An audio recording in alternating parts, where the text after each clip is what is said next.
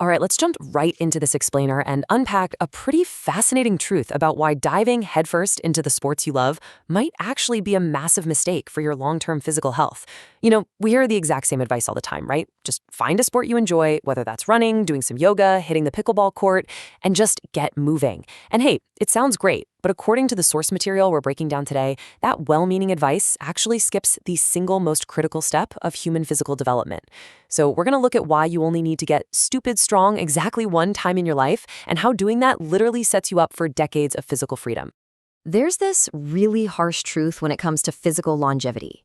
If you haven't maxed out your strength first, you are building a house on sand, and that gets right to the core of the whole issue. Popular advice just tells us to move our bodies, and obviously movement is always better than just sitting on the couch.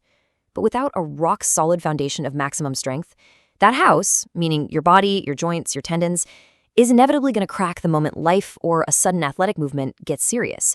You're essentially asking a super fragile structure to handle dynamic, totally unpredictable loads.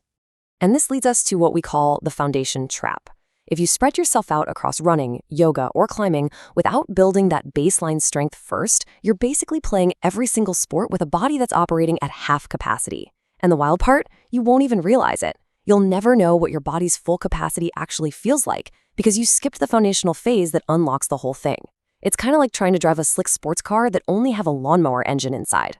Okay, so what are we actually talking about when we say max strength? We definitely need to define this because we are not talking about a Tuesday night recreational basketball league, and we're definitely not talking about a light jog. Max strength is the ability to produce force in one all-out effort through big, multi-joint movements that load up your entire system. We are talking about lifting heavy loads that force a true systemic adaptation. It literally forces your muscles, your bones, your tendons, and, this is crucial, your central nervous system to adapt all at once. If the weight isn't heavy enough to make your whole body fight for the rep, it's simply not building max strength. Now, here is the absolute wildest part of this whole equation. 3 to 5 years. That's it. Seriously, when most people hear about lifting heavy, they immediately picture this lifetime sentence trapped in the weight room. But the source emphasizes that you only need to make this intense heavy lifting your main focus for 3 to 5 years. It's just a finite dedicated window of time where you put your head down, do the hard work, and completely restructure your body's capabilities.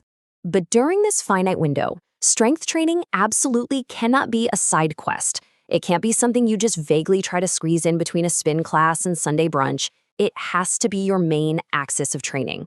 Why? Well, because the goal is to grow the muscle mass you are supposed to have in this lifetime. Your body has a genetic ceiling of potential muscle it can build, and honestly, most people live their entire lives without ever coming close to hitting it. By dedicating this highly focused time, you're forcing your body to reach its absolute maximum structural potential. At this point, you're probably asking yourself a very logical question. Wait, if I only focus on this for a few years, won't I just lose all that hard-earned muscle the minute I stop lifting heavy? And yeah, it sounds like a ton of work for something that might just vanish once you shift your focus back to running or basketball. But as it turns out, biology has an incredible trick up its sleeve. This leads into a truly fascinating biological secret. Here's how the process actually works. Step 1. Heavy training makes your muscle cells grow bigger. Step 2. Because those cells are physically larger, they need more control rooms to manage all that new volume, so they add nuclei. Now, step 3. Say you stop training as hard and naturally the muscle shrinks in size. But here is the crazy part and the absolute most crucial point. Those nuclei, those little control rooms, they never leave. They stay permanently banked right there in your tissue. I really want to make sure this sinks in. The muscle shrank, sure, but the machinery never left. Even if you completely stop heavy training and your muscles physically shrink down, the cellular infrastructure you built during those 3 to 5 years stays exactly where it is. This means if life gets in the way, or if you just go off to play other sports, and you return the lifting 10 or 15 years later, you rebuild that muscle vastly faster than someone who is starting from scratch. You've permanently upgraded your body's hardware. Okay, so how do we actually build this permanent machinery? The blueprint is honestly stupidly simple. It relies entirely on what we call the big 3 movements. First, you've got the deep squat, your primary lower body builder. Second, the deadlift, which builds your entire posterior chain. That's your back, glutes, and hamstrings. Basically the whole system that stops you from hunching over your desk all day. And third, the bench press for your primary upper body push. And the protocol? 3 sets of 5 or 5 sets of 5 reps with very heavy weight. We're talking brutally effective compound movements with zero junk volume. Every single rep matters. Now, for my bodyweight folks out there, take a breath, relax. You don't strictly need a barbell. The tools might look different, but the physics stay exactly the same. You can totally swap those barbell movements for heavy calisthenics equivalents. Your bench press, that becomes weighted dips. The deadlift gets swapped out for heavy weighted pull-ups. And for that deep squat, you can use pistol squats or weighted bodyweight squats. The core principle is simply heavy resistance and progressive overload. Your muscles, they don't know the difference between an iron barbell and a weighted vest. Of course, you can't just build a brand new physical foundation out of thin air, right? Building a body that doesn't fall apart requires precision fueling. The source highlights this massive difference between just guessing your daily nutrition versus actually fueling serious structural changes. To make sure you aren't slowing down this crucial biological process, using an adapting metabolism tracker, like the MacroFactor app mentioned in the source, is absolutely key. It dynamically adjusts to how your specific body is responding, making sure you're actually giving your cells the raw materials they need to multiply those control rooms we talked about earlier.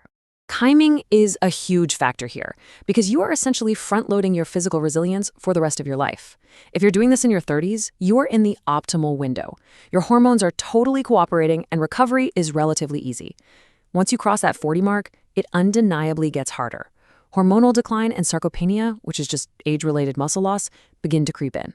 And if you wait until you're 55 or older, trying to build this foundation from absolute scratch is a significantly different, much tougher project than simply maintaining the muscle you already built a decade earlier.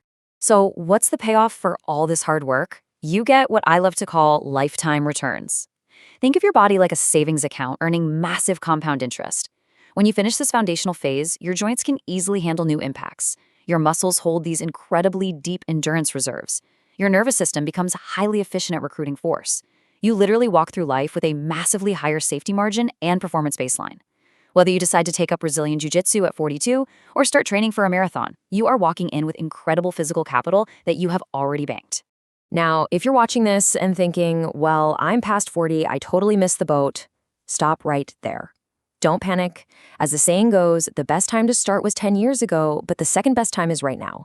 This is absolutely still on the table for you. Yes, it's going to take a bit more patience and maybe some more strategic recovery, but your body will still adapt. You will still add those cellular nuclei, and you will still bank life-changing strength that's going to protect you as you age.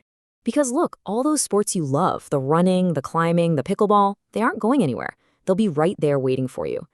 But the question I really want to leave you with today is this.